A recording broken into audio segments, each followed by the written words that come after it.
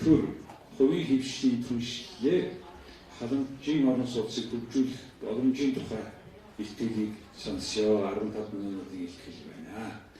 Үүний дараа торфон жамчод гэсэн бэлтэж байгаа. So I'm here to invite to the podium Mr. Tu have fun from Vietnam, please.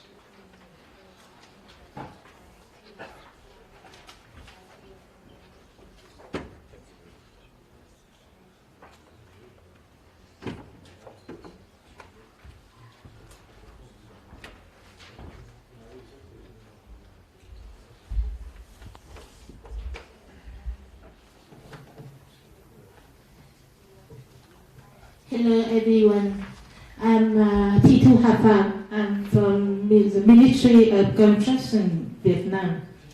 Today my PPT is, topic is social housing provision in Vietnam. Firstly,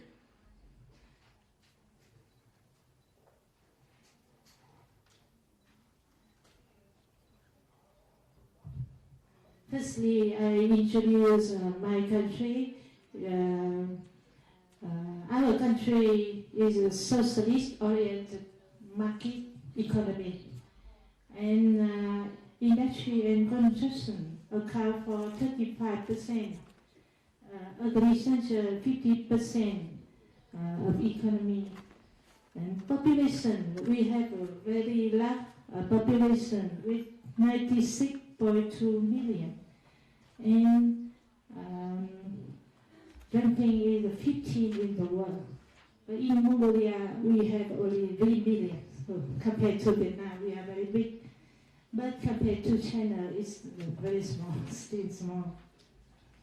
Average age of the population is 31. It means we are in the period of golden population, very young. The labor force is account for 58%. And Vietnam, according to the report of the JRL survey in the world, is updated, reported Vietnam has two cities is the most dynamic city in the world. Ranking of Hanoi is third and Ho Chi Minh City 8th. Even we are developing very fast, but GDP per capita is still low, with 2006 US per capita. Urbanization rates also increasing very fast. Every year we have 1 million people. They immigrate to urban area. So urbanization rate is almost 40%. And population in urban area is about 33 million people.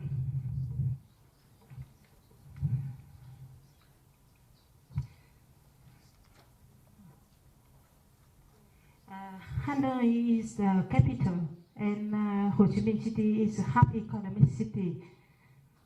Ho Chi Minh City,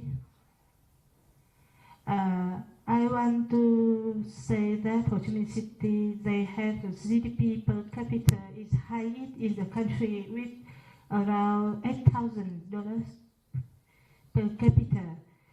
But as you can see the photo, Istanbul, Ho Chi Minh City, Bangkok, Kuala Lumpur, Lisbon, Vancouver, Shanghai, Singapore, Hong Kong.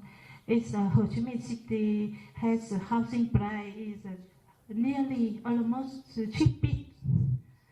But if we don't need to keep money only for buy a house, no food, no vehicle, no shopping, nothing. It will take 13 years to buy a house. But if we spend money on food, on clothes, on many things, we may spend 43 years to buy a house. That's why housing needs is very high.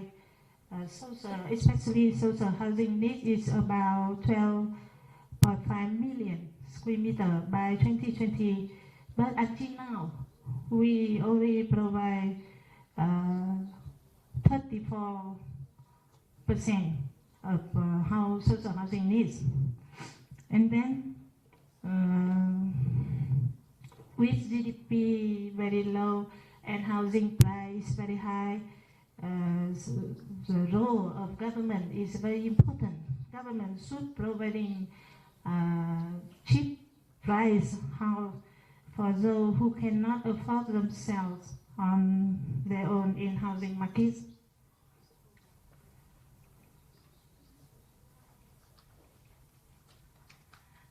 About social housing provision system in Vietnam, we have two kinds of projects. One is independent social housing project. It means that 100% is social housing, and the second is commercial housing. And the popular project in Vietnam now is for housing now is commercial housing project and new town project because the high profit than social housing independent social housing project. So that's why most investors they prefer to invest in commercial housing. So government issues policy. And government require if you want to have invest housing project, you have to set 20% land area for social housing construction. And investor also get many incentive investment. For example, extension of land use fee, land lease fee, no money for land. And VAT and CIT is also reduced. For example, to be support some funding from credit, commercial bank, and many incentive investment.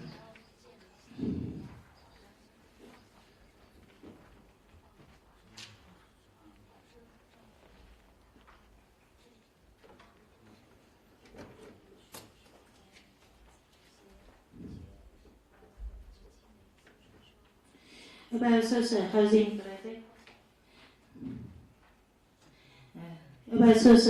project. We have three kinds of projects. Firstly is direct construction and investment. The second is repurchase apartment from commercial house project. And the final EBT project. For direct construction investment, we have 20% land area for every housing commercial housing project. Because our forum topic is PPP, 4P. I think 4P is very new idea, and because in Vietnam and I think in many countries we only develop idea for 3P, but now we have 4P. For PPP in Vietnam we have the BT project, BTO, BTL, and in housing we have a BT project. BT project is mean if investor they themselves they build themselves and construct themselves housing, social housing in one area, and after that they transfer to government. Government will return them another land in the similar value. I mean equal value, and with many investment incentive.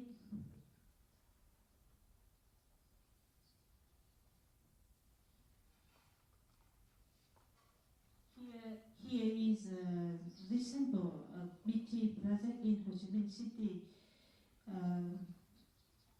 Total investment is $9 million, but investment for social housing only $3 million.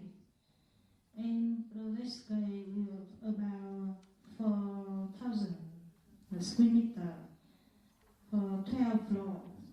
And total house is 264 units. And floor area is 5,000 square meter. And per month, people only pay very small money, for example, $4 for 50 years or $5 or $6 for 20 years. That's the housing price for rent. That's housing for persons. High person is a little bit higher, $6.4 for 50 years or $8.1 for 10 years.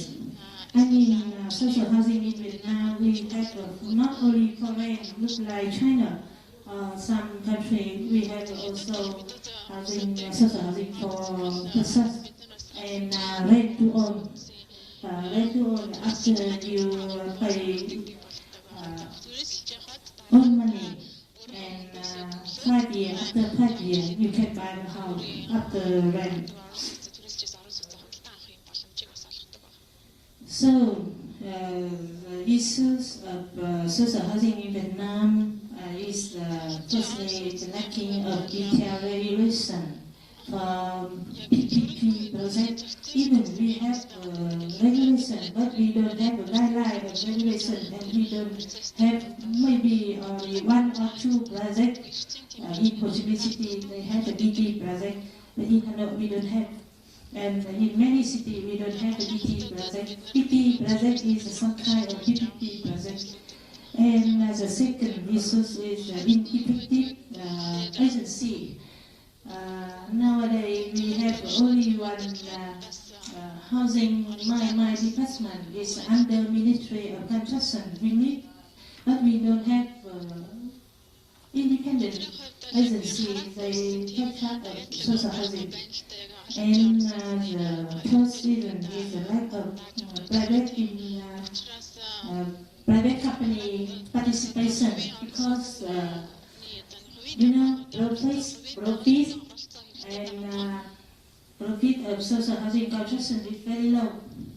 And company, they prefer high profit, high benefits. They don't want to invest in social housing. They want to invest in commercial housing. And finally, very important is the shortage of available land.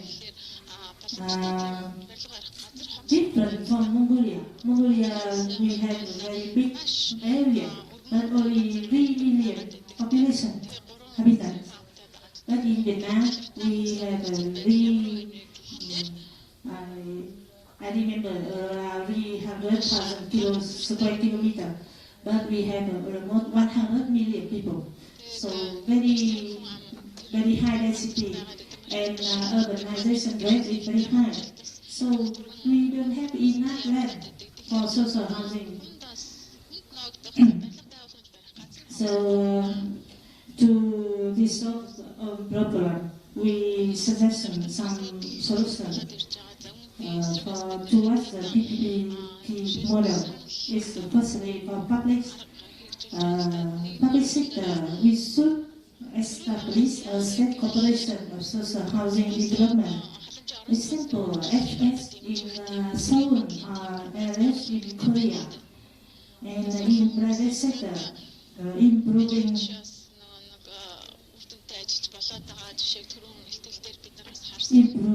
regulation of BT project, providing more incentive, encouraging the implementation of social housing projects until BT are modern. Because the low-income people, they don't have enough money. But Vietnamese people, they prefer have ownership of housing. It means they want to buy a house. If we have the income compared to housing price lower than 25 times. How you can buy a house? Even government support loan in the bank, and government require inspector reduce housing price. How they can buy a house?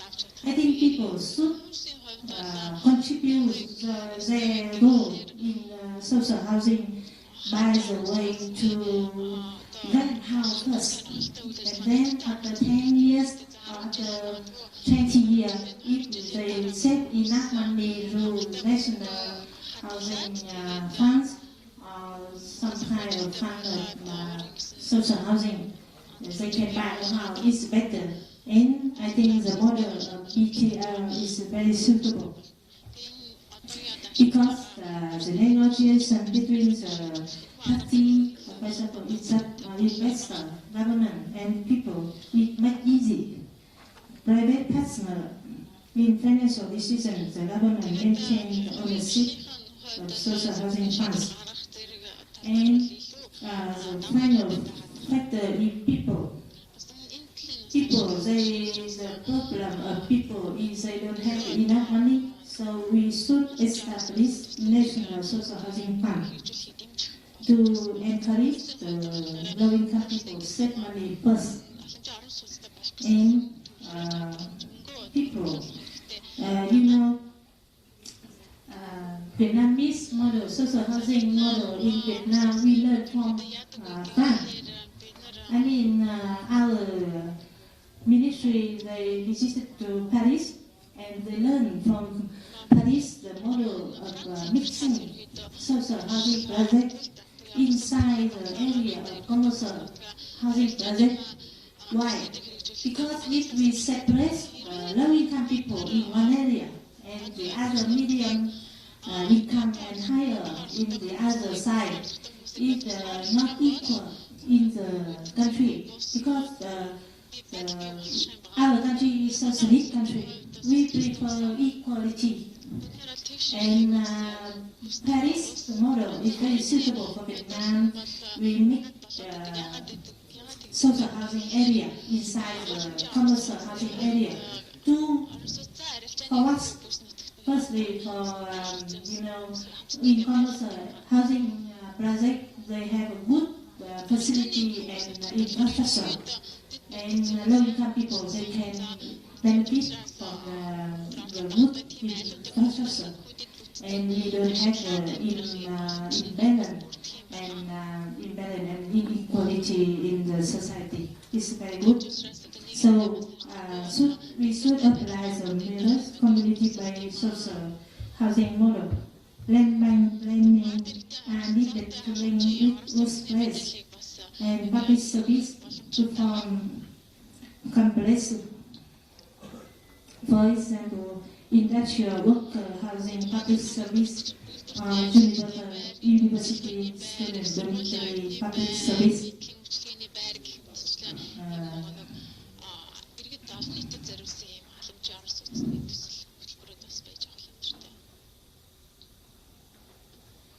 Before I finish my PPT, I want to say my opinion about Mongolian housing. Vietnamese people, we really like Mongolian because of the kind of housing is very typical. It's row house. Why? In the morning, when I heard and I saw many PPT from Mongolian people, we prefer demolish and rebuild redevelopment. We build high-rise buildings instead of we remodeling the house. Why we don't find a solution for the house to keep identity of the city and the country? If we go to other countries, everywhere the same, everywhere Starbucks, everywhere Lotte, we don't need to go to travel. We go to Mongolia because of typical housing, traditional housing. We like culture. We should keep it. We can remodel the house with interior, modern interior. And that, I think greenhouse is not difficult. We should think about this. Thank you.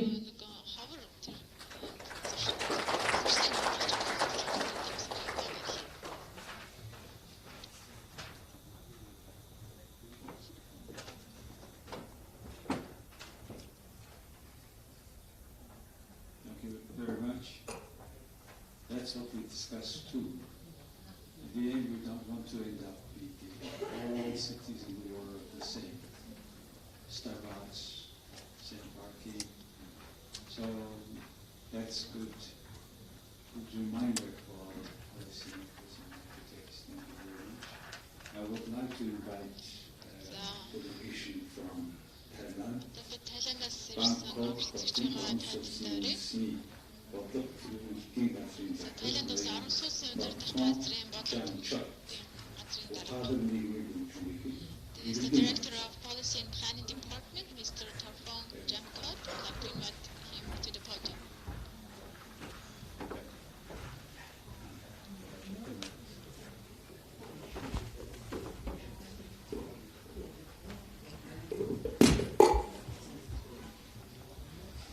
Good morning, everyone.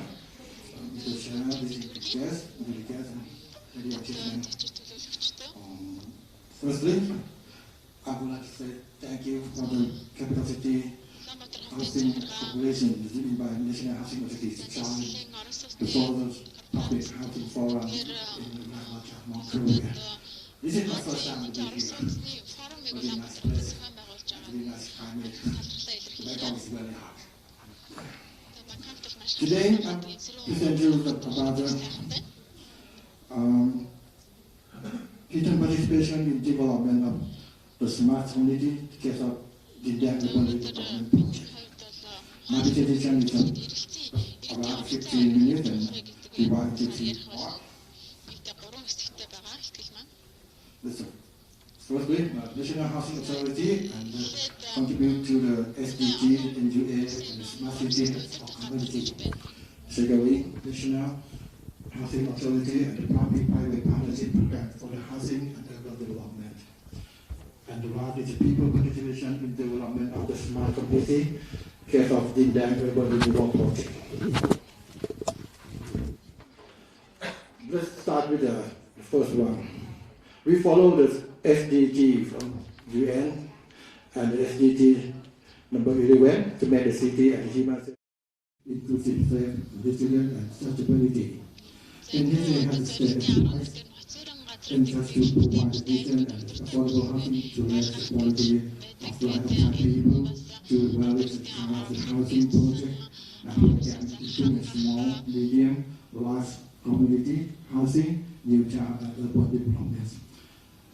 Also, we follow the new urban agenda in Uruguay for the last 2 years.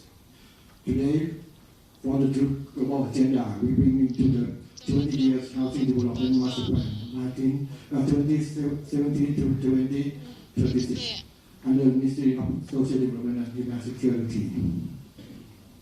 This is the first long time for the housing development master plan.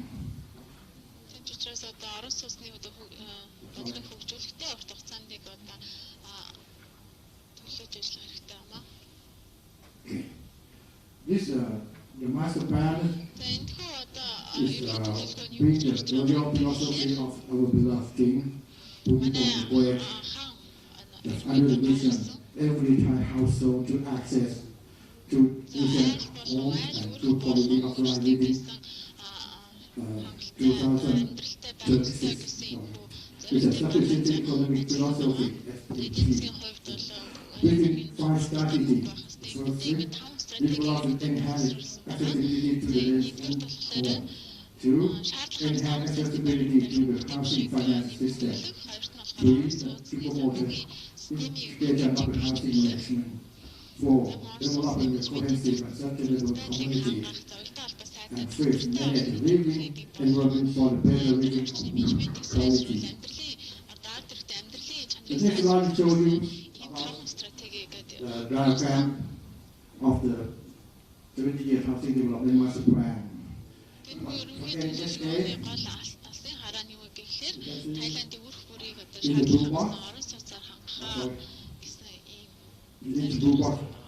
In this area, this was within 2.27 million housing units. Within 4 plans, the third is the public rental housing with 117,000 units. Second plan is affordable public housing with 530,000 units. The third plan is housing for the government officer, 123,000 units. And the fourth plan for the public-private partnership of PPP, 1.5 million units. All of this is maybe in 20 years. But in this age, it's established for 46 years ago. Right now, we provide housing project, housing units in about 700,000 units. But for the next year, when we use of housing units of 2.2 million. Really hard for me, but we try to do. For the PPP, this kind of PPP,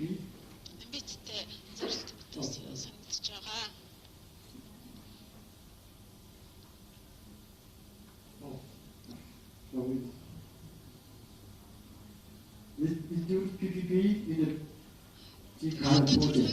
The first is the project value more than 5 million baht out of 160 million US dollars. We move into the, we call joint investment. We do that under the PPP Act in 2013. Right now, in here they have 5 projects in the first joint investment all over the country. 2 is the project value less than 1 billion baht, or 30 million US dollars. We do it with NHA Act in 2 ways. First is joint operation. The partnership between NHA and the private developer to develop and manage to have mixed-use income housing project. This is facility. And the second is joint support. NHA to be advisor to small and medium enterprise intending to develop housing projects to supply affordable housing to the market. And in the middle, the project from 1 billion to 5 billion baht under the consideration of the PPP committee to decide which way to go out, joint investment or joint operation or joint support. This education and PPP housing and urban development is the first joint investment in local in 5 locations. Chiang Mai, you know the Chiang Mai, Thailand, in the north of Thailand. And the forest is in the central region. The joint operation right now we have the 8 projects is ongoing. And the joint support we have 10 companies that are supporting that project. In the this is maybe 10 projects right now. But the interesting thing that not in the vast and the long-term budget, but the development of the brownfield city require also public-private partnership PPP. But one intention is not only TP, but we include the people. Is our process and we call PPPP. Because when we decide to provide the housing and urban development project associated the project that impact to the quality of life of the developers, such as urban renewal project, land improvement, agriculture, and we get into joining the whole process at the beginning of the project, before construction, during construction, and after construction. And then we show you that the case study of the project that we use in the PPPP project. We call Dindang Urban Renewal Project. This area is about where is 100 hectares. It's located in the middle of the city. This is the site is in the counter. The surrounding with the CBD and government district, commercial areas, and very close to the historical district. Why do we want this for the Dindan community housing? It's about 56 years ago we started this project. It's a 5-story walk flat. And the 64 building within 4,144 residential units was built in 1973 and was transferred to HSA. But right now we have about 5,000 units. This building is stored in below more than 66 years ago. The sun building has damaged and not suitable for living. The Honorable Master Plan has approved by Cabinet for 2 times. The first time in 2000, the project started to approval by the Cabinet in the first Master Plan. And in August 17, 2016, the Cabinet was approved the revised in the Master Plan 2016 to 2024 together with the implementation of the first project. We call the teapot. The teapot is in the teapot is in the beginning. The tea on the yellow on the south and west of the project.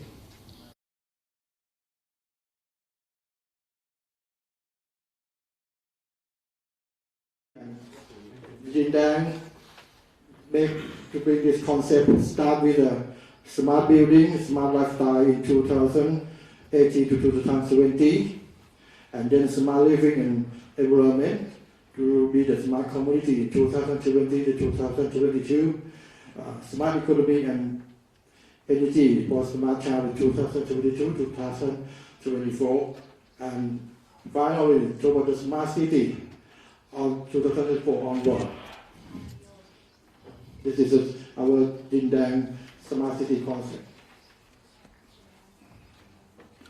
At the first start of we faced with the protester because it made them unconfident in the policy and reaction by the received project for around 16 years.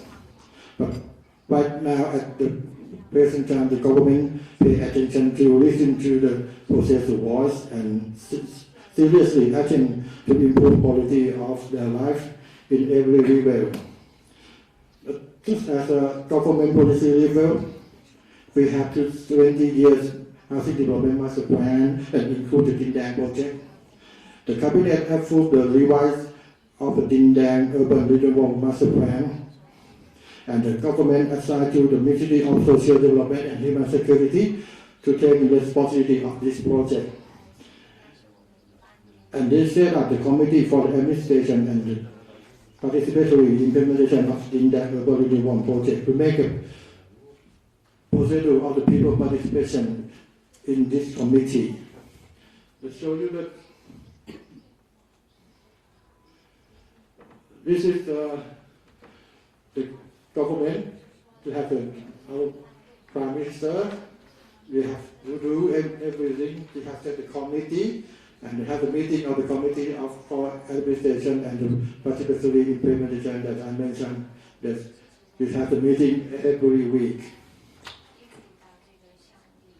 This is the participatory development approach. The NSA and the community leader with the public sector, private sector, community residents, they have own meeting. We come to visit by the Minister of Social Development and Human Security or the NSA governor. But this picture is the same. We come to visit every family in the area. The disseminate the visit site to build the positive relationship with the community residents. With the social operation and participation process that the committee that I mentioned, that we have our meeting every week. And Social Development and Human Security Minister command to set the task force for the community survey and the socialization. The survey to get the data of solar population. The first time the survey, February 13 to 72 March 2016, 87% is agreed. It was agreed.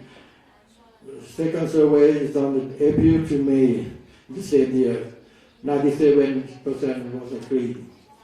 The task force is included the police, the Royal Thai Army, a local administration called BMA Bangkok Metropolitan Administration, the community leader, the developer, NHS staff, and Ministry of Social Development and Human Security staff.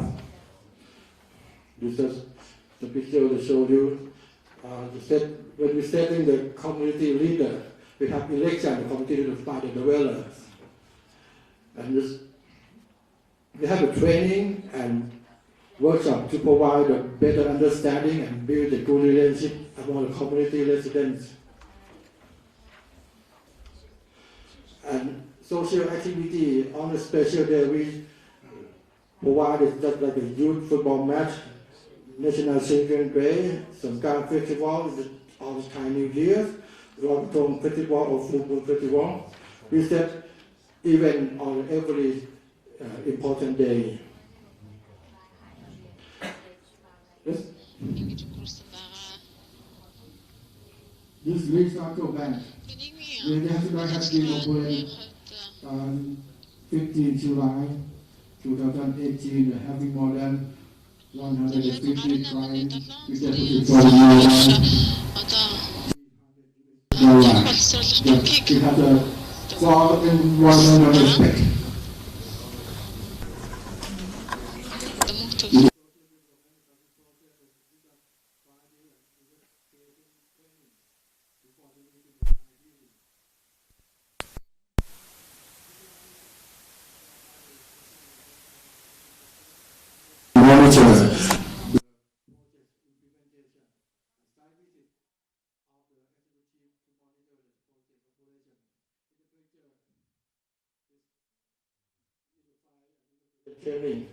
This project, the stories of the Prime Minister to make a foundation stone laying and hand over the key to the tenant. This is because this is the important project from the government. If we start the first building, another building will come.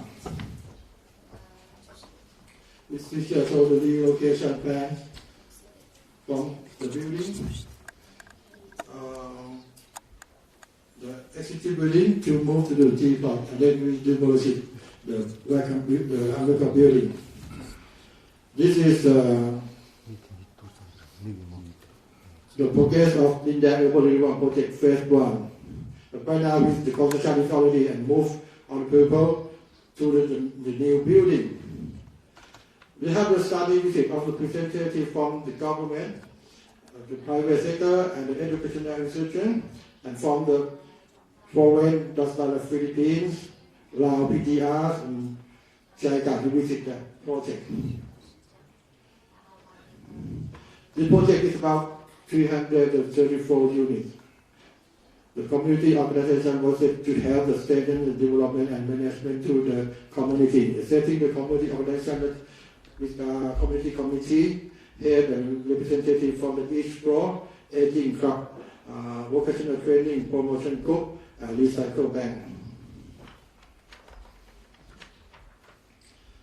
The Minister of the Social Development and Human Security, Mr. Juti Kailer, preside over the opening workshop on the community management, planning to promote community resident engagement in this development. Yes, the smart community concept is a legislation area, security, listen to the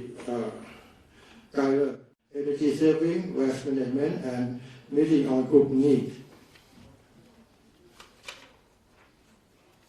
This is the first building. We have a universal design to provide all the community facility. There's a proof building, it has exhibition room and rooftop edible garden, the herb plant. We use the BIM program, Building Information Modeling, to design and construction. It's the phase one building. We have the parking for the handicap, and we have the ramp, the toilet for BIM program, where we have mini shop, lobby, lift for the dweller, and people with disability and elderly people. It shows the before and after. This is before and after.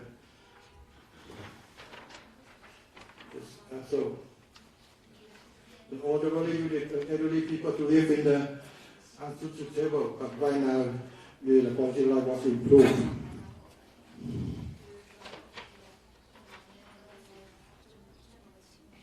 This is before and after. This that project, yes, the phase one is okay, but next we do the phase 2, 3, and 4. It's about 10 building, 6,212 units. And for the existing tenant and for the new tenant in the phase 3 and 4 phase, we provide 30,746 units. That I mentioned that we use it for the new tenant in the phase 3 and 4 by the PPP mechanism. That's all of the housing unit in that project is 20,292 units when we set up in the 6th year after this. This is a picture of the phase 3, 2, and 3 for the existing tenant. Because we moved into the 5-story walk up to the high-rise building. This is the picture to show the sun direction analysis and the wind ventilation analysis. The specific image of the sky garden on the 5-floor building A1 and external specific image of the building A1. We use the green building, green environmental concept. On the drawing, we provide the area for the solar rooftop to the energy saving. We come to the conclusion that people participation in the core process of the project development. That instead of the master plan within the urban renewal, before cabinet approved, we have the renewal public organization referendum, the weather referendum. And the Lindang Urban Renewal Project is phase 1 of Building G. Instead of design, we have diction of the simple room design. And the EAA report, we have a stakeholder referendum with the local authority, public organization, private sector, developers to do the EIA. And then we send to ask for approval for the cabinet. The cabinet approved in August 17, 2016. And instead of construction, we preparing the room, the condition for living in the new building, eliminate waste and recycle. And another way, the ownership right, confirmation of the right room door. We have the door to select the people to live in another room. And then we relocate them in the phase 1. The after construction, we set up a community community committee, head representative from each floor, vocational training promotion group, 18 club, recycle bank, organic farming, volunteer security guard. As we come to the end of the presentation, the key success factor of the people participation in development of the smart community care of Dindang Urban Renewal Project.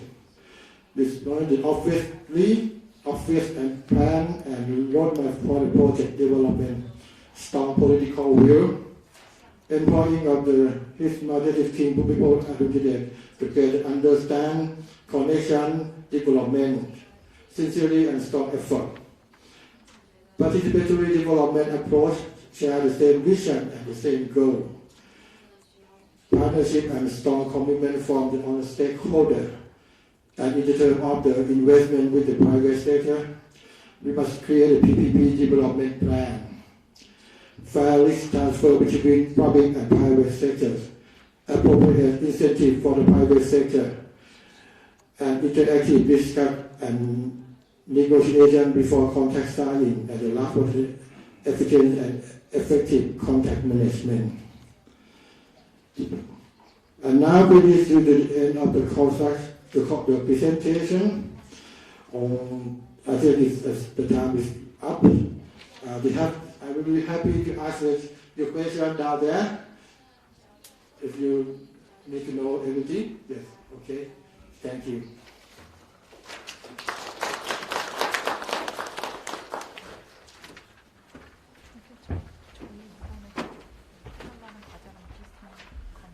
Thank you for presentation.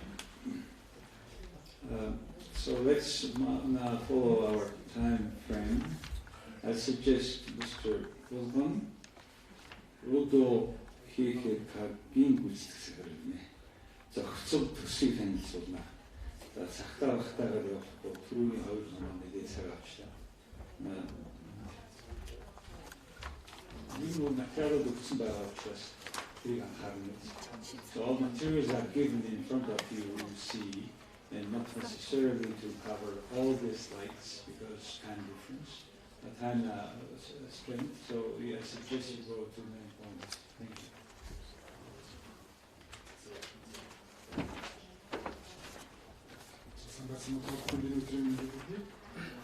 Өнөөдөр би та бүхэнд манай компаниас зориулж буй зохицол төслийг товч танилцуулъя. Юуны мөн би та бүхэнд өмнөх ажлынхаа туршлаас компани үүсгэн байгуулалтын цагаас хойш эрчим хүчний хэмжээтэй барилгын материалыг үйлдвэрлэх барилгын дулаан алхагдлын судалгаа болон барилга угсралтын чиглэлээр үйл ажиллагаа явуулсан.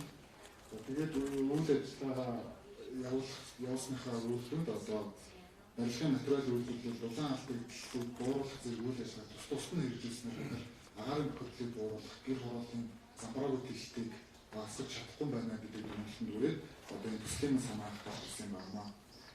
Маадс нь гэр хорооллын иргэдийн хэмжлийг инженерийн бүтцтэй эко болох байгууламж болгон хөгжүүлж, иргэдийг нийгмийн харилцагтай нөхөрлөл болгон хөгжүүлэх гэсэн зорилготой төсөл байна.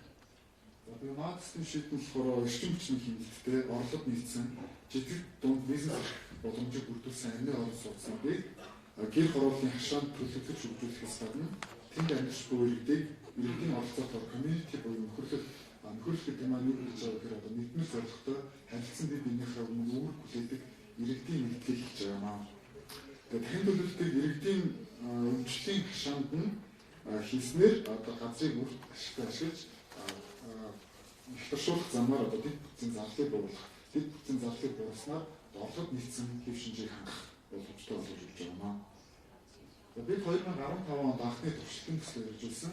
Байрхийн баян зөвшөөрлийн 21-р хороонд 107 га талбайг хэрэгжүүлсэн байгаа. Энэ төслөөр нь болохоор төрийн шугам толбогдсон цэвэрлс болон цахилгаан эрчим хүчтэй бие даасан бохирын системтэй сэргээх эрчим хүч ашигласан үйлчлэгээний талбай туризмын мөрөө зэрэг багтаасан 70-аас 80 м2 амны орон сууцны 4 автомашины гараж, тэгээд автомашины зогсоол тоглоомын талбай ногоон байгууламж зэрэг шинээр барьж, одоо нэг байшин хуучны байшин сэргийн засал туршилсан. Хашаанд нь ерөөсөө төлөвлөлтийг зохицуулна гэж шийдсэн байна. Бид тэгээд эрчим хүчний хэмнэлтэд баталгаажуулах хэрэгтэй шаардлагатай. Бид эрчим хүчний хэмнэлтэд баталгаажуулахдаа програм хангамж болон газар дээрх бодит хэмжлүүдийг хийж тэдгээрийн үр дүн хооронд харьцуулах замаар төслийн хоолой загварыг шинжилж явсан байна. Газар дээрх хэмжлүүдийг бид өөрсдөө зохион бүтээсэн орчны хяналтын төхөөрөмжөөр интернетийн орчинд тухай бүртэн барилгын агаарын температур чийгшил эрчим хүчний хэрэглээ зэрэг үзүүлэлтүүдийн тухай бүрт цуглуулж авсан байна.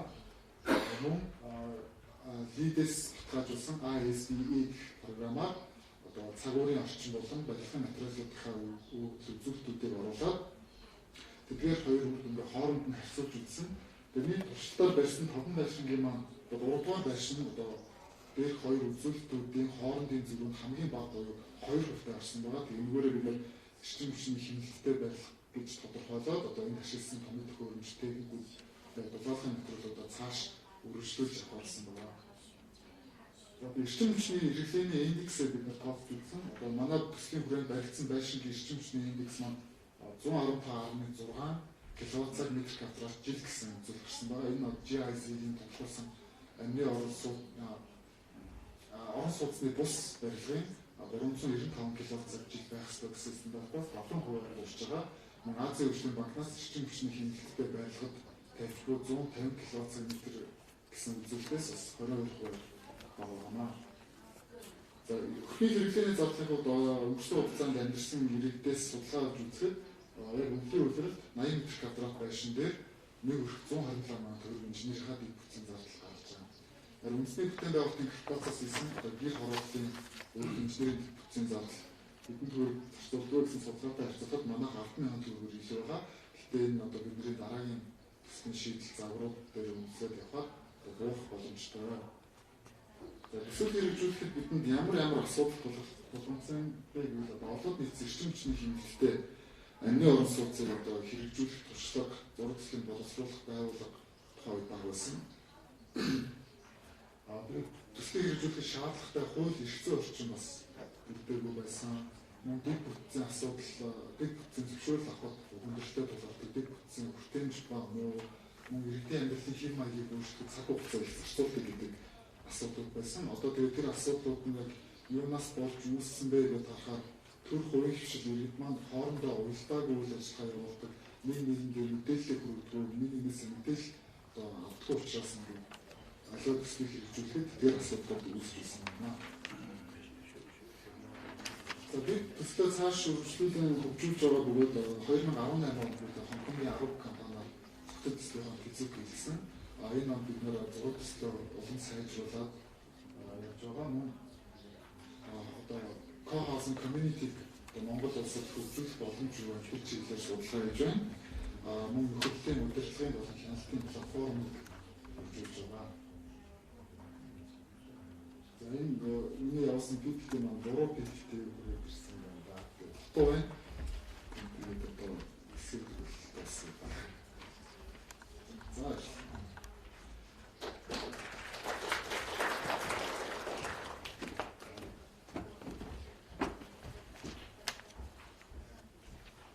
За сайн төсөл байна. Тэгээд нийлээд том байшин дорн гэдэг өглөөний төсөл. Тэгээд хашаан байнгын төсөл явуулсан санд гарч ирж бодож байна. Манай дараагийн илтгэж болохоор ноён цэвэндаш GIZ Азийн орнуудын Nexus төслийн ах мэргэжил 28-ийн төсөл байна.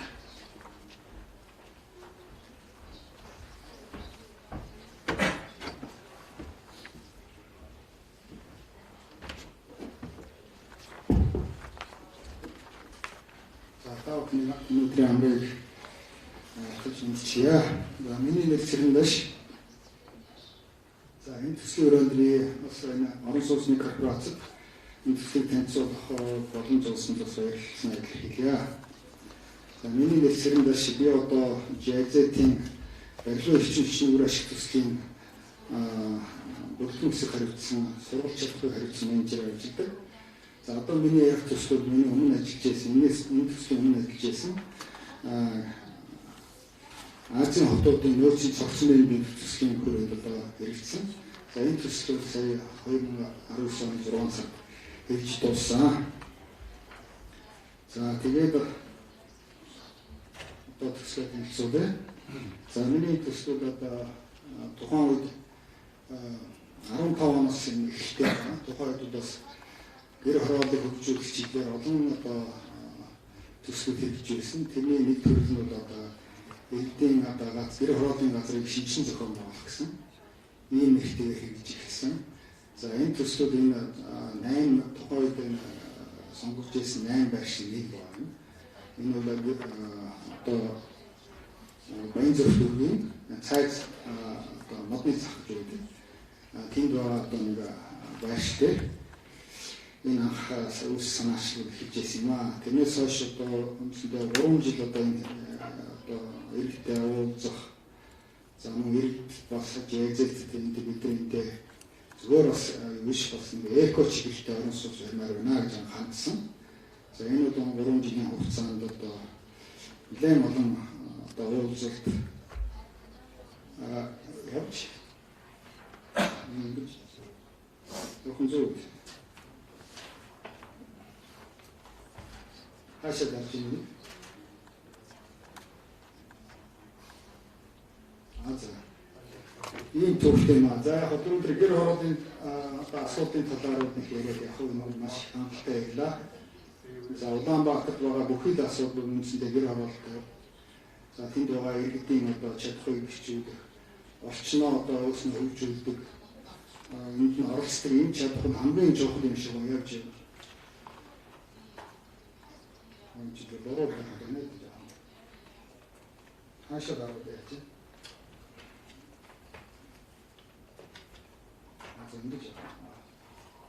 За тийм ер нь одоо энэ улс орны одоо малгай бодлого болсон энэ доктортой хөгжлийн үзэл баримт энэ зорилт 11 бол яг энэ манай гэр хороолт дээр тохирох юм зорилтуудыг дэвшүүлсэн байдаг юм байна лээ.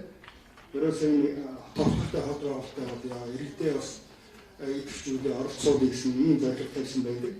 За энэ дээр нэг дээр одоо энэ жишээлбэл одоо иргэдээ одоо орон сууц яа хөлтэй хэмжээний нэмэгдүүлээ. Хоёрт нь 11 3-т бол одоо энэ хот байгуулалтад бүтэндээ иргэдээ оролцуулдаг болъё. Энэ тэдний чадхыг бэхжүүлье. За 3-т нь одоо төсвөрүүдийг багасгах гэсэн одоо агаарын бохирдол. Ерөөс энэ зорилго маань ерөөсөө манай гэр хороолт одоо үйл ажиллагааны одоо хэрэгжүүлэх үйл ажиллагааны үндсэн чиглэл одоо зорилтыг шилж болохоор байгаа. За одоо гэр хороолт бол одоо нэг юм нөхцөл байдалтай байгаа. Та бүхэн дээр бас яриад явах уу? Энэ дээр бол одоо юу гэдэг нь өнгөрсөн хугацаанд өнгөрсөн янз бүрийн олон одоо төслүүдийг хийж байгаа. За энэ бол хамгийн чухал нь одоо гэр хороолт зөвхөн одоо бас ядуу амьдардаг биш. Бас өөрийн одоо бас бизнестэй, бас боломжтой амьдралаатай, бас энэ чинь амьдрах сонирхолтой эндээ бас одоо орчноо өөрснөө одоо шийдэж өөрснөө одоо энэ бүтээн байгуулах сонирхолтой гэдэг бас нэлээдгүй байдаг юм байна. За гол нь энэ төслийн цаас нь ерөөс энэ хэрэгтэй үчиг гэсэн байгаа.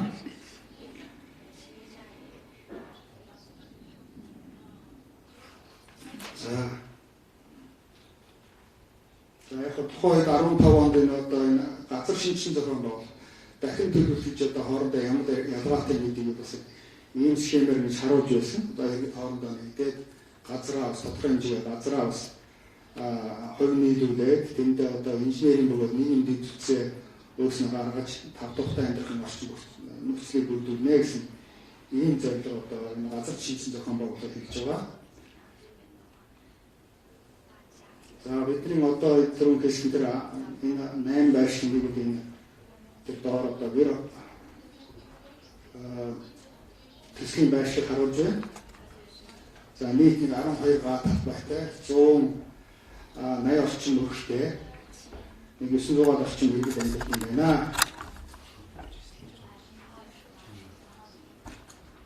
За жиэзэтийн төсөлд орсноор бас энэ төслийг хэрэгжүүлэх бас нэг үндсэн бас юу болж хөшүүр одоо бас болж өгсөн дөө гэж боддог. Яг энэ дээр иргэдийг одоо энэ юу н орчноо бас таньж мэдэх зорилгоор бас манай төслийн хүрээнд тухайд иргэдийнхээ одоо ямар нөхцөлтэй амьдрэх юм байна, газрын хэмжээ юу гэдэг, зах зээлийн үйл хөдлөл ямар байдаг юм бэ? Энэ дээр одоо дөрвөн төрлийн судалгаа хийсэн байгаа.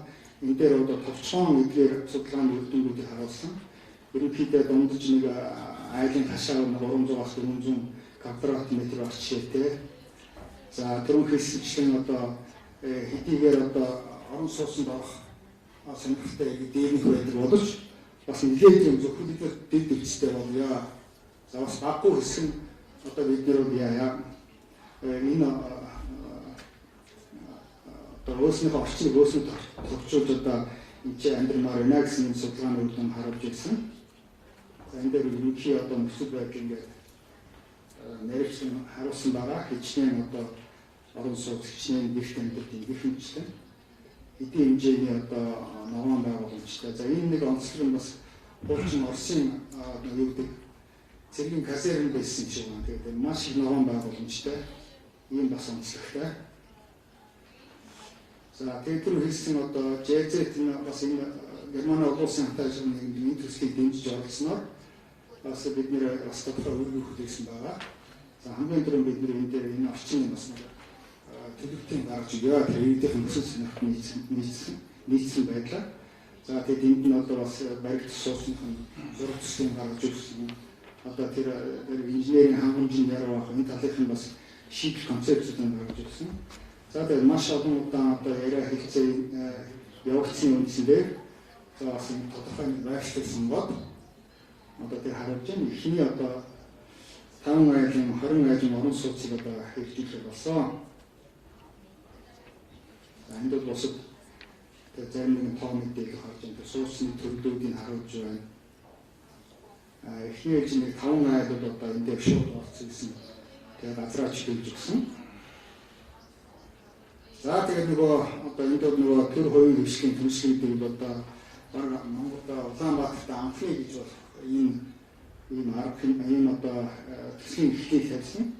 Энд дээр нэг талаас нийслэлийн орон сууцны корпорац нөгөө талаар одоо бас манай хоёрын хвшин одоо эх компани мөн энэ банк санхүүгийн байгууллагыг төлөөлж ариг банк за манай иргэдийн бас төлөөлөл газар эзэмшлийн иргэдийн хоршоо гэж байгаа. Тэр нь бас энд оролцоод энэ одоо 18 оны 3 дугаар сарын хамтарч ажиллах гэсэн юм санамж чиг одоо үзүүлсэн. За санамж чигээр мэдээж талуудууд тодорхой өөрөг хүлээсэн байгаа. За би яг энэ дээр ЖЗ одоо ямар өөрөг хүлээсэн нь одоо энэ харж байгаа. Ерөнхийдөө энэ одоо төсөл дуусан туслаа энэ төслийн одоо зохицуултыг бид нэр хариуцж ажиллаж байсан. За энэ дээр тодорхой тезүүд орсон, зураг төслүүд орсон, одоо түрүүн хэлсэн судалгаа, хөтөлбөрийн судалгаа, газрын үнэлгээ, орчин суугчдын санаа бодлыг бас яах судалгаануудыг хийсэн. За нөгөө талаар нийслэлийн орон сууцны корпорацууд үндсэндээ энэ бас дэд үсэг, ялангуяа гадны шилжилтийг хангамжийг одоо шийдвэр гэсэн ийм үр бүтээсэн. За эрэл компани бол энэ дээр таамагч Угсан орон сууцны одоо ийм угсан баа байдаг ийм орон сууцны одоо санал болгосон. Тэгээд ЖЗ-ийн одоо гаргаж өгсөн зургийг одоо үндэслээд одоо энэ угсан хэлбэрт оруулаад ийм одоо бүтээн байгуулалт хийх боломжийг олгосон. За бусд нь бол одоо ариг банкуд мэдээж энэ санхүүжилтийн асуудал маш хэрэгтэй. Тэгэхээр энэ дээр одоо тэр тухайн байшин иргэдийн одоо тэр сонирхол боломжид нийцсэн одоо санхүүгийн бүтээгдэхүүн, зээлийн бүтээгдэхүүнийг одоо ашигтай байдлаар шийдэх болон судлах гаргаж одоо энэ юмнуудыг гаргасан, хөлбөрүүдийг гаргасан. За тэр хэсгийн тэр ЖЗ-ийн зүгээс одоо боловсруулсан зураг макет нь ижүүрэн зураг төслийн одоо энэ эргэж компанид хийгдсэн байгаа. За энэ бол одоо тэр нэг ийм байшин одоо энэ одоо таун хаус гэж одоо хэлдэг. Нэг ийм байшин бол 4 айл орон сууц байна. Хоёр нь 42 квадраттай, хоёр нь 65 м квадраттай. За тэгээд өнөөдрийн байдлаар бол одоо энэ барилга угсралтын ажил түрүү хэлсэн 5 айл одоо ихний ээлжийн хамраг нэгээ газраач төлж өгсөн. 6 цагаас эхлээд барилга угсралтын ажил эхэлсэн. За нийт барилга 5 байшин, хоёр нь одоо үндсэндээ ингээд босцсон байгаа.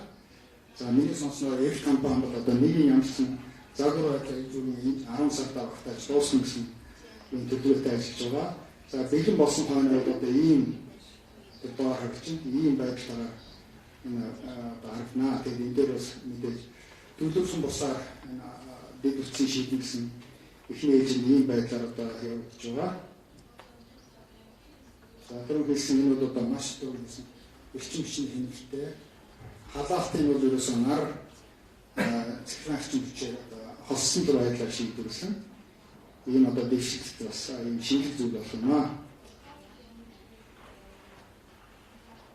За хэдий одоо Nexus төсөлгээд түрүү хэлсэн дууссан ч гэсэн бас миний одоо ажиллаж байгаа энэ барилгын эрчим хүчний шийдвэрлэх төслийн хүрээнд бас энэ эрх компанитай цааш хамтраад тэр төслийн хүрээнд санд болсон халаалтын концепц яг бодит амьдралаар яаж хэрэгжих вэ гэдэг дээр бас өргөжлүүлэн одоо техникийн шийдэлээр бас хамтарч ажиллаж байгаа. За энэ дээр маш өргөн байдлаар харуулсан. Нар ашиглаад бас тодорхой хэмжээний усаа халаараа тэр халаасан усаараа халуус бас тэр халаалтыг дэмжин гэсэн байдлаар ийм чиглэлийн шийдэл гаргасан байна. Хэрвээ наран хөдөлгөөн энэ дээр одоо цэглэгаанаа дэмжих байдлаар энэ халаалтыг шийдвэрлэж байгаа. Энэ бол бас шиймэнд харуулсан байна. Энэ ажил явуулж байгаа. За энэ үл яг хөлтөрөөр хэлсэн төслийн гарахад ачаалал. За энийг хэлсэдээ зөвөр одоо энэ төслийн одоо хэрэгжих шатны хүрээнд явцтай хахад 3-4 гэхлээр харагдаад байна. Энэ юу гэхээр одоо хамгийн гол одоо эргэлдээ мэдээлжүүлмээр хамгийн чухал санагдсан. За нөгөө талаар энэ эргэлдээ одоо мэдээлжүүлэхээс гадна гэр хороолт таасан одоо бүх төрлийн техник шийдлүүд бас санал болгох хэрэгтэй байна. За гуравтан тэгээд одоо тэндэн таасан одоо санхүүгийн гэдэг нь хөрөнгө оруулалтын янз бүрийн хөлбөрүүд ялангуяа хөнгөлөлтөй зээлийн бүтээгт одоо тухайн шийдлэн таасан. Ингэж энэ ажил явах юм байна гэдэг нь одоо энэ дөрвөл тулж одоо сүүлд хийя. За анхаарлаа өгсөн баярлалаа.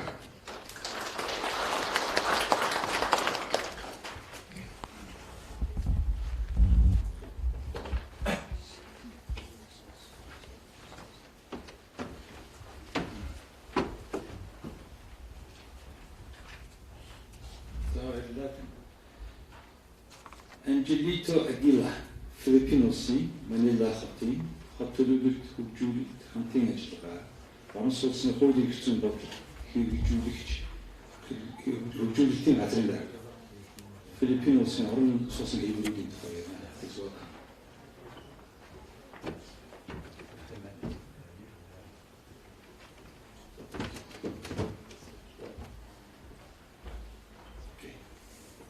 Good afternoon, everybody. First, our appreciation to Capital City Housing Corporation for considering the Philippines as part of this important event. In the Philippines, any government-funded, financed, or subsidized, or incentivized housing projects or programs are considered part of public housing to benefit the poor and low-income citizens of the Philippines. While the Philippines do award freely public lands through homesteads, the government is not mandated to provide free housing. Our Constitution mandates to give access to free and affordable housing to the Filipino people. The private sector, on the other hand, to a limited extent participate and contribute to public housing also, and is given incentives to further encourage their greater engagement in the hope of increasing the production of affordable housing to meet the ever-increasing housing needs of the Philippines. The government alone cannot solve the housing backlog of the Philippines in millions. Neither can the private sector substantially contribute to public housing unless the government provides a regulatory environment conducive to the equally important business interests of the private sector. There is indeed an urgent need for the Philippines to bring public and private partnership at the forefront of government strategies in addressing the housing needs of the country. Okay, as a brief backgrounder, the Philippines is a medium-sized country, just about 1/5 of the size of Mongolia. But in stark contrast, it ranks 12th among countries with the biggest population, and the cities within the metropolitan Manila area are some of the most densely populated in the world. Rapid urbanization in the Philippines poses both opportunities and threats in attaining what is truly a sustainable development, addressing housing and urbanization complex issues, balancing economic growth versus environmental degradation, ensuring food security, and adapting and addressing the increasing threat of climate change. Okay, similar to many metropolitan areas in the world, there are economic inequalities, and contrasting building and housing scenarios blanket the urban landscape of the metropolitan areas in the Philippines. You will see skyscrapers like that, modern buildings in financial and business centers, along with expensive high-rise residential condominiums where the money people reside. Land prices and business and residential units in such areas are unimaginably expensive. You can see we also have many amazingly large single-family houses in gated communities, in highly exclusive villages, in well-planned subdivision projects, complying with the prescribed road, drainage, and sewer system, and with open and green spaces. Here you will find the wealthy Filipinos who can afford such expensive housing units. But production and development of such big subdivision projects are largely left to the private sector in addressing the demand of this very exclusive market. But they constitute a very negligible percentage in terms of the total housing demand in the Philippines. This time, what you're seeing now are the most common community types in the Philippines, which developed and evolved through generations, and they may or may not own title to or legal claim to the land where their structures are built on. Those who do not have legal right or secure tenure may need government intervention or avail of public housing. As these are not really well-planned communities, roads are usually narrow, there is inadequate drainage system which results of flooding during the rainy season, and waste disposal is likewise far from ideal and sanitary. Okay, what you are seeing now are the slums or blighted communities of the metropolitan areas of the Philippines, which we now call as informal settlements.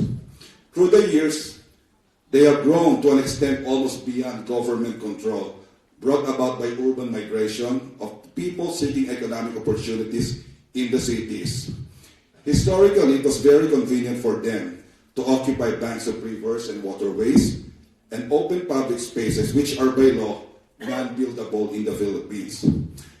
They contribute to pollution of rivers and seas with no proper drainage and sewer system, to the spread of diseases, and year in and year out, they are the victims of regular floodings or conflagrations.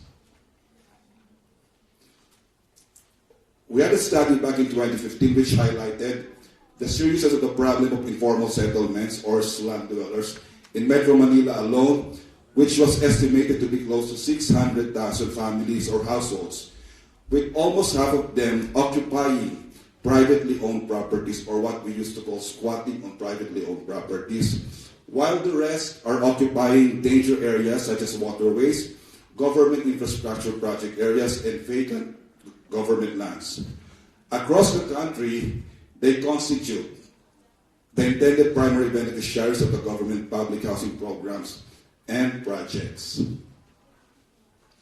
Well, all these communities put together, they contribute to the ever-expanding urban sprawl, leading to a wasteful and inefficient use of precious and limited land resources of the Philippines, and indiscriminate conversion of agricultural lands to residential or commercial lands, threatening our food security. This is an indication of lack of proper urban planning in the past, the failure of the government to timely put up efficient transportation system, leading to what we are having now, traffic crisis, flooding during our rainy season, and the continuing proliferation of blighted communities, pollution, and environmental degradation. The scarcity of urban land took its toll on the government in being able to provide a truly affordable public housing. Land has become too expensive in the cities. Okay, another study done, a more recent one in 2017, put the total housing needs of the entire country by 2022 to about 6.57 million units, all in all, 1.44 million thereof are the informal settlements which have no legal right or claim to the land they built their houses. In the next 20 years, the Philippines should be able to build 22.6 million units to truly solve the country's problem of homelessness, 2 million of them the informal settlements. The enormity of our housing problem and the challenges ahead us cannot be fully expressed in numbers alone, as it is further aggravated by climate change, disaster risks and hazards, and as many of you have heard of, the Philippines is one of the most exposed and vulnerable countries to climate change and disaster risk and hazard.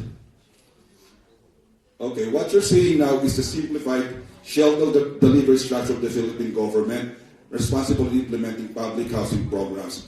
We have the department at the highest level, the Department of Human Settlements and Urban Development, acting as the primary agency to manage public housing, including the formulation of policies and programs, monitoring and regulation. We have two government agencies doing actual housing production, each specializing for voluntary and involuntary resettlement. This morning was a topic talked about the Social Housing Finance Corporation, which is quite interesting. What they actually do here is that a group of informal settlements in a community, they organize themselves. They try to look for a land which they can transfer on, or they may wish to buy the private property on which they have established their community, and once they are organized, the government will finance the buying, the purchase of such land, and in turn, the community as a group will pay the government in about 30 years with very minimal interest rate. That's how the Social Housing Finance Corporation undertakes a community-led or community-driven development, or what we call the community mortgage program. And we have three other government financial institutions to undertake the actual financial lending, providing guarantee, and providing securitization.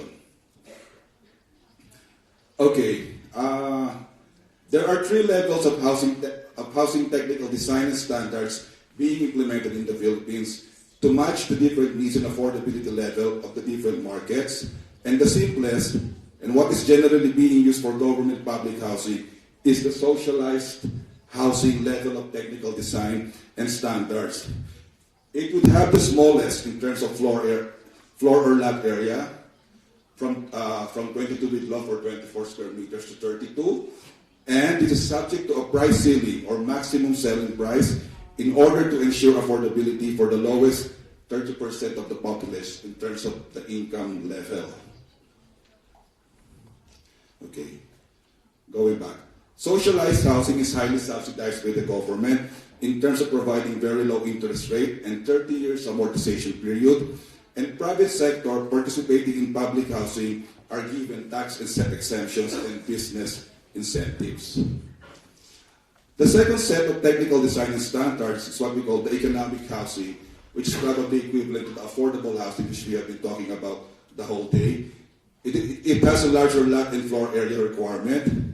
In contrast to socialized housing, with price ceiling from about $9,000 to $11,000, economic housing price ceiling is about $32,000. As part of the government's public housing, this would be the level intended for the middle income earners such as government or state workers, the military personnel, the police, member of the national police, state employees. So economic housing is what the government would do as part of public housing for its own workers. Okay, the last one, the highest, is the medium cost to open market or the commercial housing, which is not utilized by the government for public housing and is largely left to the private sector for production and development to address the housing needs of those who can afford and those who do not need the intervention or assistance of the government. There is no price ceiling, and market forces dictate the appropriate pricing for the medium cost and open market housing. There is, however, a program in the Philippines called the Balanced Housing Development Program, wherein the Balanced Housing Development Program, wherein developers of economic and open market housing projects are required to likewise develop an area for socialized housing. This is mandatory, which is equivalent to at least 50% or 5% of the project area or project cost of either the subdivision or condominium projects which they are doing. This is to ensure that the private sector does its share and contribute to public housing in providing affordable housing to the poor and the underprivileged sector of the society. That's what we call the balanced housing development. Okay. Are they the same now? Yeah. That's the balanced housing. Okay. We're talking about failed mass housing in the past or in the past. The Philippines has undertaken public housing or mass housing since the 1970s, resettling and relocating what was called then as our slum dwellers, now we call them informal settlers, and yet, with all the efforts of the government, homelessness persisted and slum areas continued to proliferate. Public housing then has failed as resettling people to far-flung areas away from their job in the cities, away from the schools where their children go, away from health facilities with no efficient transportation, public housing then, in the form of relocation and mass housing, was doomed to fail. And the relocatees, as our experience, they kept on coming back to the cities, leaving their houses in far-flung areas and selling them to other people. It didn't work, it didn't address the housing problem at that point in time. Okay.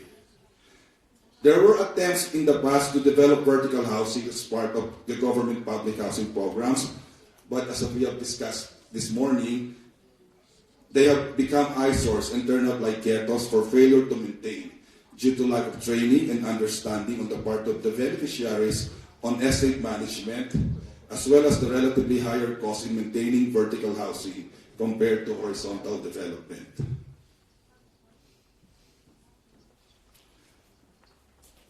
Okay.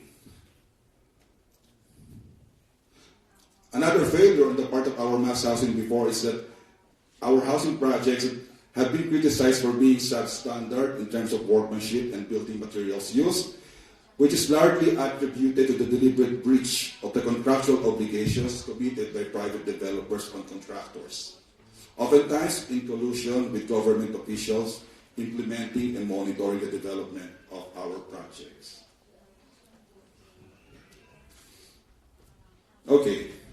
Realizing now the need for what we call in-city or near-city resettlement, where the relocatees are not moved away from their jobs and livelihoods, schools, and other important basic services and facilities, the preferred public housing modality now in the Philippines is to look for available lands within the metropolitan areas and build medium-rise or low-rise condominium buildings which are more manageable and which can house more beneficiaries, we densify, and who are given sufficient training and adjustment period on how to live in a condominium living like this. But we have not gone more than 5 stories because in the Philippines, more than 5 stories, we would be requiring an elevator, which would make it a little bit more expensive, not any more affordable for the beneficiary. So far we're only sticking to 5 stories and below. Okay. This is what the public housing currently being undertaken now by the government. First is the resettlement of people. That's about more than 1.6 million in waterways and danger areas. This is what we call involuntary resettlement. As these people, they refuse to transfer and be moved away from their source of income and livelihood, notwithstanding their living condition. And so the government is really trying to look for available limited lands for public housing in city or near city, which is quite difficult to do because of expensive available lands within the metropolitan area. Okay, this is an example of what the Social Housing Finance Corporation, the Community Mortgage Program, or the community-driven development. We have communities doing their own voluntary settlement, or what we call the CMP. They organize themselves, they look for available private land, or they negotiate with the owners of the private land they're occupying, and the government would assist them, would buy the land, which in turn they would pay for 30 years with low interest rate. And in many cases, they are able to find available limited lands on a small-scale development near city or within the metropolitan area. Okay. Rental housing now. It's a public housing modality which is now being seriously considered by the Philippine government in order to provide more options that will cater to the different needs and affordability level of the intended beneficiaries. Well, 2 cities have successfully implemented rental housing. The first one to provide this one as transitional housing to victims of disaster. This one is victim of big conflagration or fire. In the meantime, their communities are being rebuilt to become medium-rise buildings, the one that ensued after about 2 years. They are provided subsidy to rent in available formal housing rental just around within the same area or vicinity, so as not to displace them away from their work. As soon as the medium-rise building were developed, they were a big chunk of them were able to return to where they really came from. Okay. Climate change and the constant threat of deadly flooding in our metropolitan areas are likewise forcing our cities to find immediate resettlement for those living in danger and flood-prone areas, and rental housing is an immediate solution that can provide housing, although temporary in nature, while a more permanent housing solution is being developed or provided for them. In the meantime, they do not get displaced away from their work or source of livelihood, from the schools where their children go, and the basic services available in the cities, including medical facilities and access to convenient transportation. Okay, finally, there is now the new Department of Human Settlements and Urban Development in the Philippines. Okay, realizing the serious and acute housing problem in the Philippines, our Congress finally passed the law creating the new department with new and important mandates on public housing. And in the implementations, these are our guiding principles. Policies and programs should align with other national policies and international frameworks and conventions, particularly the Sustainable Development Goals and the new urban agenda. Formulation of policies should be data-driven and evidence-based. Genuine, adequate, inclusive, and participatory consultation with stakeholders is imperative. And finally, a strategic partnership with and the engagement of the private sector is always indispensable in policy formulation and project implementation. That would be all. Maraming salamat po. Thank you very much.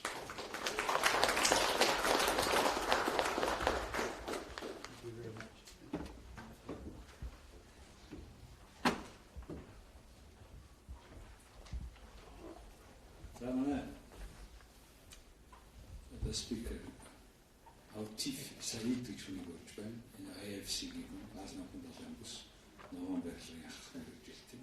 Ногоон байрлал төрийн чиглэлд нийцэх тухай үгтэй. Please go.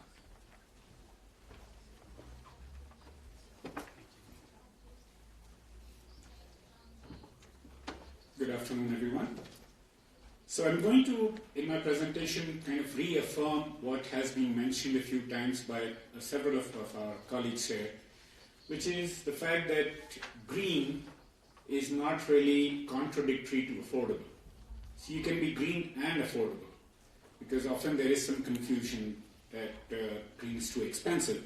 So I'm trying to break that myth here with my presentation, which talks about some of the projects and also quantifying how that can be quantified as green and how it can be really implemented in the countries that we are looking at here.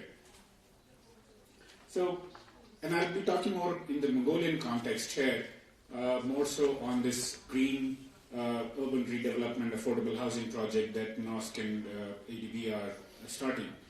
So we know that Mongolian cities are changing. It's a huge change. You can see within the span of like 120 years or so, the city has completely transformed itself. And actually I see it, I've been coming here for 3 years, I see huge changes within the 3-year period. So it is rapidly changing, and it is going to continue to change. This graph shows the housing needs.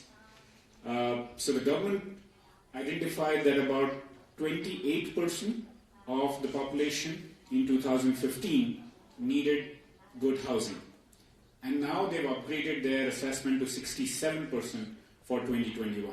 So you can see there is a huge drift there, a huge gap that needs to be fulfilled.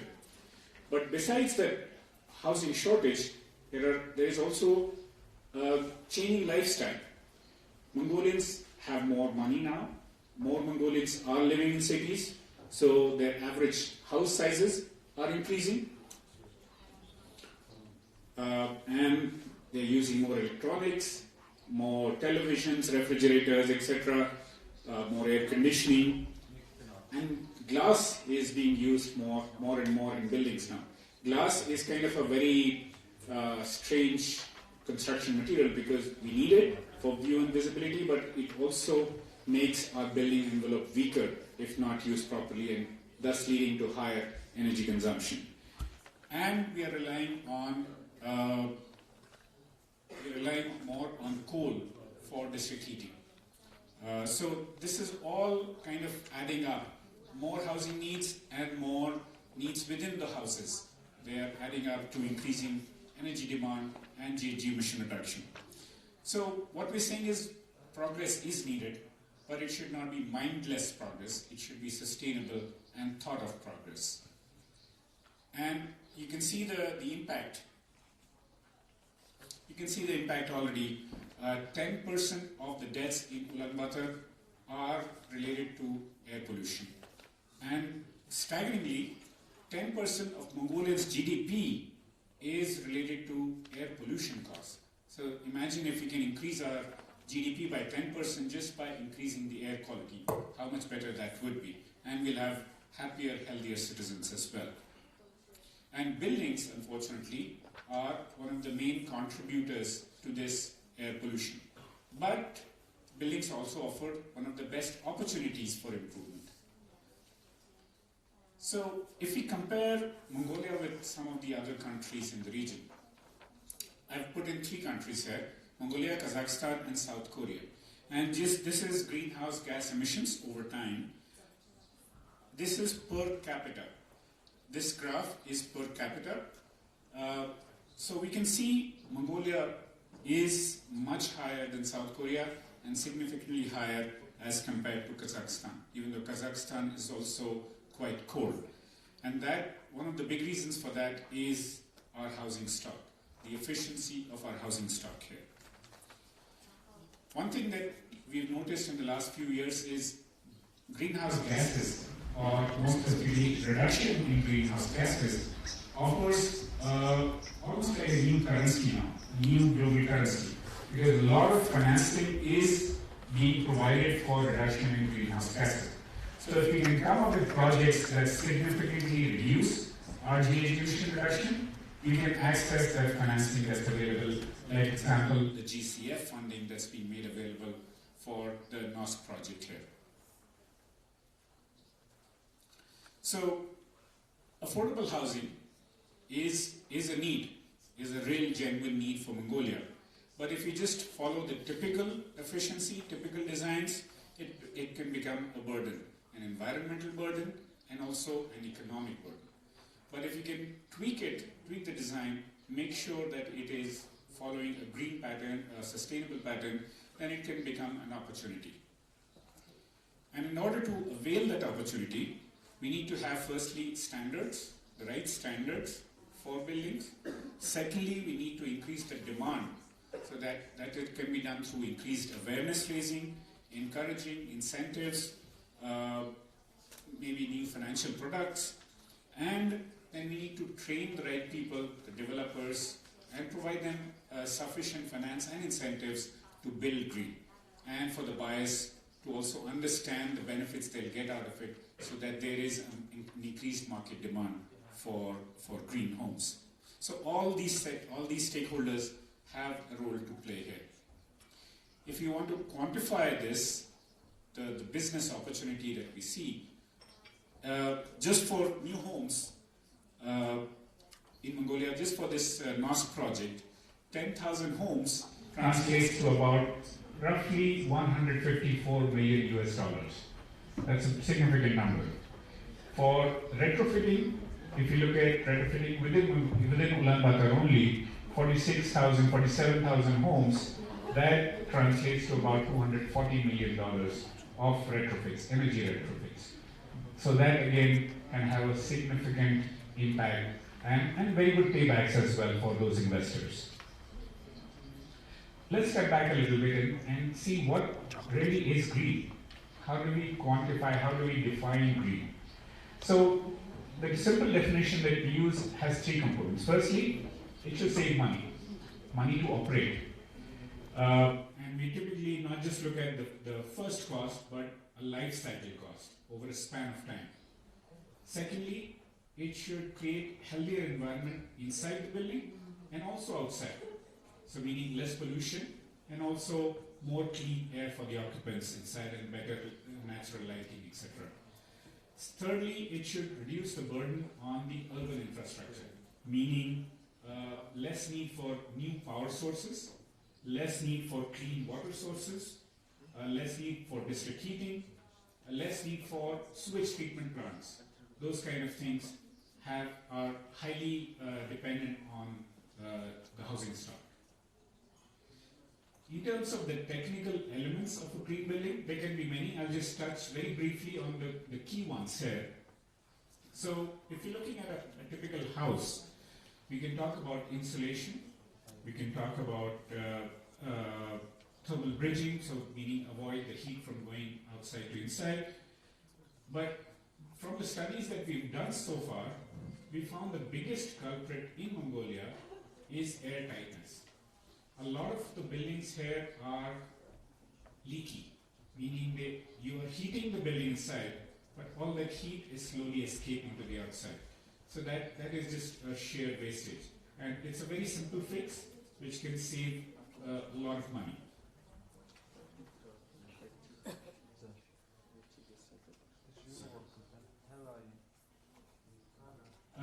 There are a few other things like installing better lightings, better heating system, better water heating, etc. But again, the biggest culprit that we found is space heating controls, meaning you should not be overheating spaces, buildings. And I've seen that firsthand, and I'm sure people here have seen it too. Even if it's like very hot outside, very cold outside, the rooms can become extremely hot and stuffy. And what happens when that's the case? We see a situation like this. This is an interesting picture. This was taken in, I believe, in December. I took a picture in a government building actually. The temperature outside was minus 30 degrees Celsius, and the indoor temperature was plus 29 degrees Celsius, extremely hot. And that was because there were no controls in the building, in the room. And when that happens, people open windows to regulate the temperature. And again, that leads to a lot of heat loss. So it's such a simple fix. If we can avoid situations like this, we can save a huge amount of energy. Then, once we made our systems more efficient, we can source the energy in a more sustainable manner, either by using heat recovery, by not throwing away all the heated air outside, but extracting some of the heat and using it again, by solar thermal systems, solar photovoltaic systems, solar hot water systems.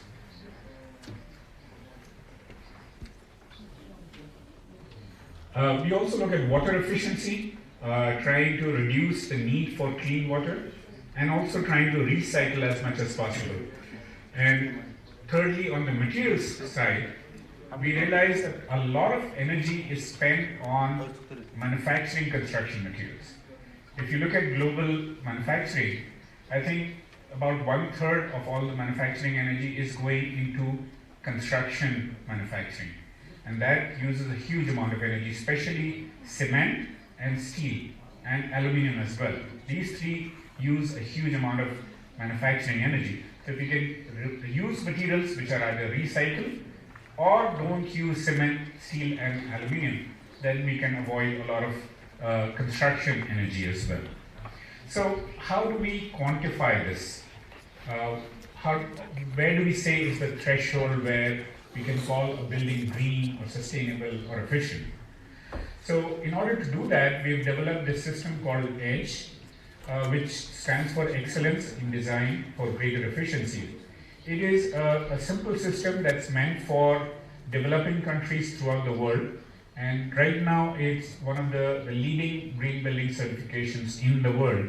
And we've just started customization of the EDGE system for Mongolia. It's available even now, but we're tweaking it further so it can meet all the analysis needs in Mongolia, and it will be made public.